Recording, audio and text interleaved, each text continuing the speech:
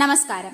ആഗോള സർവ്വമത തീർത്ഥാടന കേന്ദ്രമായ എറണാകുളം ജില്ലയിലെ കോതമംഗലം മാർത്തോമ ചെറിയ പള്ളി മതമൈത്രിയുടെ പുണ്യഭൂമിയാണെന്ന് കേരളത്തിന്റെ ആദരണീയനായ പൊതുവിദ്യാഭ്യാസ തൊഴിൽ വകുപ്പ് മന്ത്രി വി ശിവൻകുട്ടി അഭിപ്രായപ്പെട്ടു.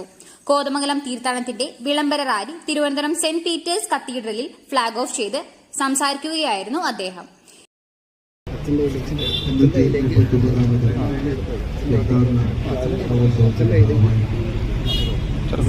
AD 1685 92-ാം വയസ്സിൽ ഇറാഖിലെ മൂസലിൽ നിന്നും അന്ത്യോഖ്യ പാത്രിയർക്കീസിനാൽ അയക്കപ്പെട്ട യെൽദോമാർ ബസേലിയോസ് ബാവയുടെ 339-ാം ഓർമ്മ പെരുന്നാളിന് മുന്നോടിയായാണ് വിളംബര റാലി നടത്തിയത്.